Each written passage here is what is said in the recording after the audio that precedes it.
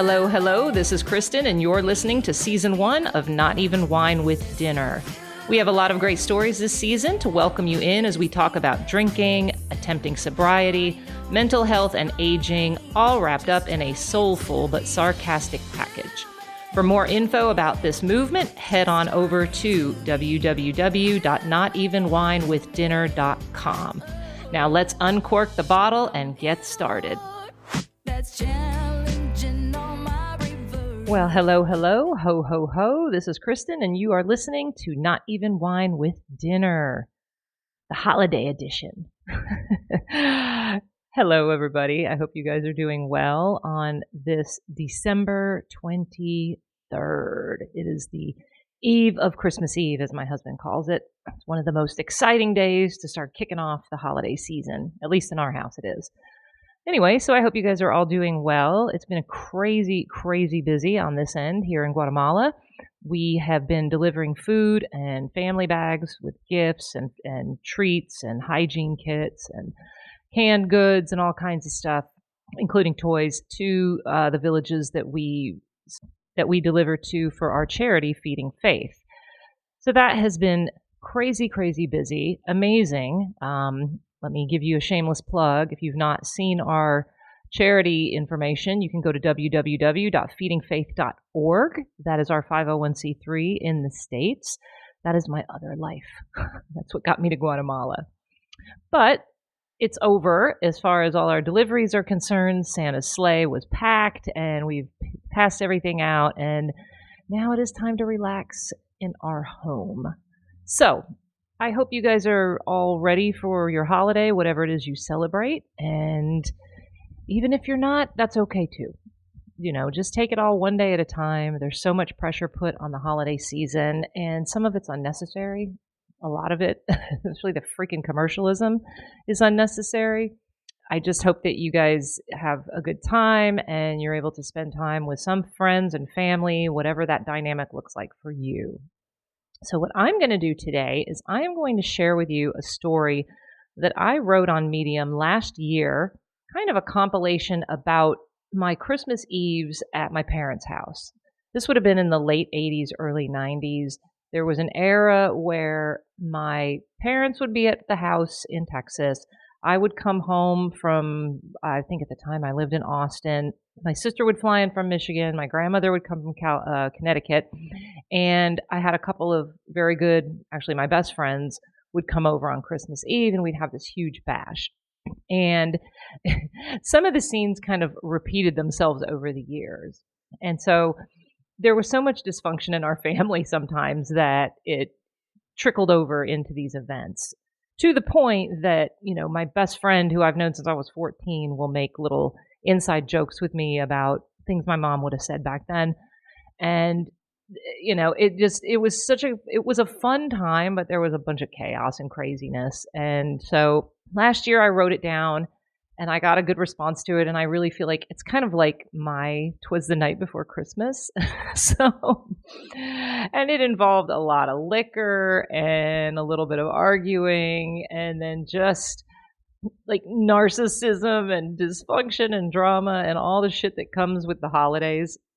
So I'm going to read this story to you, and maybe it'll sound familiar to you with some of the things that go on in your home over the holidays or with your friends. I don't know if I want to say I hope so or I hope not. And now, with all that said, and I'll probably repeat this when I'm finished reading, but I honestly would give anything to be able to have another one of those Christmases. You know, my mom and my sister are both gone, and I really wish that I still had the opportunity to have one of those ridiculous, chaotic Christmases with them, because time is fleeting, my friends. It goes very quickly. Time keeps on ticking, as they say. All right, here we go. So the title of this story is called Shrimp Rings and Cheese Balls, A Very Drunken Christmas Eve. "Oh my God, how can you stand it out here?" my mother barked as she stood at the door to the garage. Meanwhile, we all reveled in a cloud of cigarette smoke. "Come inside, you're all being rude," she continued. "Oh, Mom, don't be so dramatic. Come sit with us for 5 minutes," my sister coerced. "No way, I can't breathe out here. Paul! Tell them to come inside," she yelled at my father. "Robin, don't upset your mother," my grandmother said as she crushed the butt of her Carlton 100, stood up, and gestured the rest of us towards the house. "Fine, Nana, only because you said to," my sister replied. She stood up, looked at me, rolled her eyes, put out her smoke, and walked back into the house. I continued to sit there, finishing my Marlboro Light 100, while 3 of my best friends did the same. We quietly sat there enjoying the tar and nicotine permeating our lungs. Eventually, I figured we'd better go in the house to keep the peace. Christmas Eve at our house in the late 1980s had a weird, joyous, chaotic, but happy charm. My sister would fly in from Michigan, my grandmother from Connecticut, and I drove up from Austin, all to meet in Arlington, Texas, my adopted hometown. The tree was up and decorated the weekend after Thanksgiving. Knowing my parents, there was a battle about how the lights were hung, followed by my mother instructing my father like a symphonic band director on exactly where to hang each bauble. They'd be hashing out sleeping arrangements and menus, and my mother would go horrifically overboard with gift buying. Not all gifts were what we wanted, but by God, you'd better gush over them like they were the best thing since the internet and thank her a minimum of 10 times. Spending money was her love language. She would be drinking Chardonnay, he a scotch, and water. The backdrop is now set. My grandmother would arrive first, usually for a 2 to 3 week stay, which was 1 to 2 weeks too long. During every visit, my mother and grandmother would end up in some blowout argument where someone's feelings were hurt. Things would be angrily thrown in the trash, and one of us would find a pouting adult somewhere on the premises. One of the most dramatic events was after they argued over how to make stuffing. Somehow, the cooked giblets ended up in the trash. I came home from high school to find my grandmother sitting on a bench in the backyard, facing away from the house, sweater draped haphazardly over her shoulders, which was not warm enough for the current temperature, and fiercely smoking a cigarette. You only had to look once to know she was pissed. Next, my big sister would arrive. She worked in mental health and was all business and blazers. She knew important people, name-dropped, and constantly told us how everyone liked her. While we were crazily close, I always felt inferior because she was a college graduate working her professional expense account life, and I was still partying hard, working at a grocery store and taking random classes I enjoyed semester by semester. I never finished college. In hindsight, I think my street smarts dealt the upper hand. Lastly, there would be 3 of my closest friends, one from high school, one from college, and his wife. All are close enough to be treated like family, a true blessing and a curse. My dad prepped shrimp, cheese, crackers, and veggies until Mom rushed in the door, still deep in houndstooth and shoulder pads like a fierce retail manager should be. A glass of Paul Masson would be in her hand as she arrived, and she'd begin taking over preparations as she complained about how much work it all was and that she wouldn't do it again next year. She did it again next year. The menu is as follows: cheese and crackers, veggie tray, fresh veggies cut by hand, not store-bought, 1 to 2 cheese balls, because $2.99 never tasted so good. One was usually port wine. When I was a minor, I thought I was extra sophisticated eating a port wine cheese ball. Ruffles and Lipton onion dip made from dry mix and sour cream, and 1 shrimp ring. I list the shrimp ring last because I was implicitly taught to put the shrimp ring out last. My dad's catering wisdom. If you put it out first, it will be gone in 5 minutes. I was instructed to wait until guests have had a first round of food so they won't gorge immediately on the shrimp. The shrimp disappeared regardless, so I never understood the explicit timing. Hey-ho, hints from Heloise would be proud. The table had been set perfectly 24 hours prior, complete with festive napkins, red thumbprint glassware, and paper candles lit for ambiance. Bon appetit! Once everyone arrived and was settled, the alcohol immediately began to flow. It was Christmas Eve. I was in my prime party years, and my parents were paying the bar tab. The house bar was an open bar. My best friend would help my dad drink the most expensive single malt scotch in the liquor cabinet. Glenlivet, Glenfiddich, Johnny Walker Blue, and much more. The rest of us would consume copious amounts of beer and wine. I never drank wine, so it was years later before I learned that you don't fill a wine glass to the rim. That was just my mom and sister's portion size. We'd have good, meaningful conversations. My sister would brag about someone we didn't know who held an important position and liked her a lot, while my best friend shocked my parents by telling them about the Felix the Cat tattoo on my hip. At the time, the only people with ink were bikers, convicts, or ex-military, not waspy girls from the suburbs. My married friends talked about things I was oblivious to, such as mortgages, interest rates, new babies, and jobs in hospitality. My mom chimed in with an opinion or shared experience on all topics. My father played bartender, sometimes begrudgingly, given the drop in his fancy scotch collection, and my grandmother just sat back and tried to keep up with the conversation while sipping her wine. Inevitably, she would stand up from the wingback chair and crack her head on an antique lantern hanging just above. It was in a stupid place, and we complained about it for years, but my mother wouldn't budge. She wanted it there, and it stayed there. Let the concussions continue. When everyone started getting tipsy, someone would announce they were heading to the garage for a smoke. This prompted a mass exodus, minus my parents. Everyone smoked except them. To be good hosts, they put a few mismatched chairs over an antique braided rug, so we had our own little colonial hippie den. Ladderback and spindleback chairs and a college dorm futon-like flip chair adorned the conversation pit created right next to the 1980 Pontiac Grand Prix. A few pieces of antiques and pottery were used as ashtray. Immediately, the lighters came out and plumes of smoke were billowing, quickly turning the room into an opium den of nicotine. The smoke would be so thick we'd have to crack open the garage door. One year, the temperature had dropped into the 30s, prompting everyone to sit huddled around each other wearing coats and hats. We suffered hard to ingest that sweet sensation of tar coating our lungs. The garage on Christmas Eve was a sacred place. We'd enter it after my mom would have rubbed my sister or me the wrong way or said something we deemed embarrassing and inappropriate. She tried a bit too hard to fit in with her cool daughters. It wasn't that we were cool, but we were young, and she was desperate to hang on to her youth. Throwing out the word fuck or talking about my dad's junk was her way of fitting in.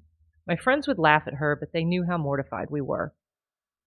This unsuspecting room was a quick and easy escape for all of us. Someone could give an eye roll, a head tilt, and then walk out the door to find reprieve among the 1972 set of Encyclopedia Britannica, my dad's workbench, or the reel-to-reel tape recorder. And it didn't take much for someone to follow. When my grandmother joined us, that would send my mother over the edge. It was bad enough that the young people abandoned the party, but Nana too? My grandmother was cool. A German woman who had cooked a mean roast, had a great laugh, and a wonderful sense of style and design. After my grandfather died in 1980, she began flying to Texas for the holidays. This lasted approximately 10 years. She stopped flying when they banned smoking on airplanes. The garage was an escape for her as well. 2 or 3 weeks with her overbearing daughter was a bit much. She loved my mom, as we all did, but the biological dynamic was intense. When Nana came to visit, we'd walk on eggshells so we didn't upset my mother for the sake of my grandmother's sanity. The garage gave her a place to hang out with the kids and to bitch a little. Those fun moments shaved 10 to 20 years off her and brought her youthful personality to the forefront. After my mom came out demanding we come back in, we'd spend the next 30 minutes listening to her moan about how we all stunk and how the house would stink like smoke for the rest of the night. And it probably did. Through all this, my dad was relatively quiet.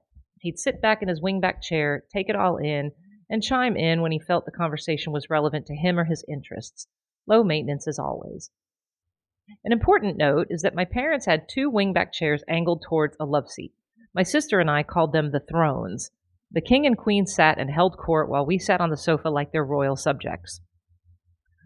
On Christmas Eve, the Homeowners Association had local firefighters come vote for the best decorated house. This was an era before Christmas excess and inflatables. Characters were cut out of plywood and painted by hand. No icicle lights, LED lamps, or dancing Santas, just plain old lights and greenery. My family home won the coveted prize for at least 3 years, if not more. You'd think my mother had won the Miss Universe pageant. She was beyond thrilled. The title and the painted plywood red ribbon #1 in the front yard gave her bragging rights for the next week and an opportunity to snap a roll of 24-count Kodak to share with friends and family in other states. If only she'd been given a sash. Let the first world celebrations commence. But either someone got into an argument, the tone shifted, or Nana fell asleep in her wing chair holding her second glass of Chardonnay. The night was over. Everyone who was leaving for the night left their glasses, cans, and bottles in situ and left the premises with hugs and presents. The party was over, and it was time to get ready for Santa. The family was nestled all snug in their beds, pull-outs, or sofas when suddenly they heard such a clatter. "What fucking donuts are these? I wanted bear claws." My mother's voice permeated from the kitchen, waking me from my sweet slumber and thrusting me early into my Christmas Day hangover. "I thought you wanted chocolate and glazed," my father replied. If it wasn't clear, the donut selection was not to her liking. She was venomous. It was Christmas morning, and I woke up to a fuck you and your donuts. I don't think that's what the Lord had in mind for us to do to celebrate the birth of his one and only son, but my mother thought otherwise. Merry Christmas, people, I reminded everyone who was up and hungover. Someone had to quickly turn this party around. Merry Christmas, Kristen, my dad said, and presented me with a huge hug as if everything was completely normal. In this house, it was. All right. That's my little story. I hope you guys enjoyed it. It's kind of funny because I obviously know the story. It's my life. But when I read it out loud, it just, I don't know, it just warms my heart. It warms my cockles. So stupid. It just makes me feel good and it makes me miss them so much. So my advice to you guys today is to hang on and hug and embrace the people that you love. It doesn't matter if they're related to you or not, or if it's a neighbor or a friend or your child or your parents or your grandparents or your coworkers. Give appreciation and gratitude and love to the people that are important to you. Do it today. Do it now. Forgive those who need to be forgiven. And just try to embrace a positive sense of life, not just in the holidays, but every day. The life that we are all living right now can be very difficult. Life can be shitty. The world's got a lot of chaos and drama. Obviously, a lot of you listen to me because you've got some drinking issues or you're sober curious or you're just trying to hang on to your recovery. And with that, I want to say that life is short.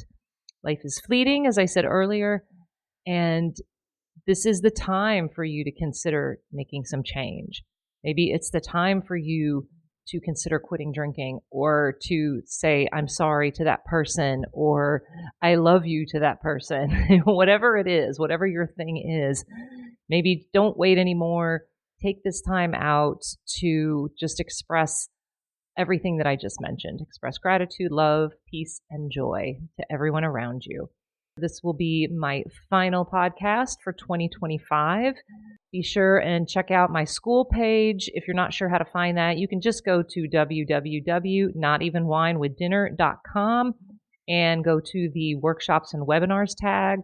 And that's it. Thank you guys so much for your support. This is the end of season number 1.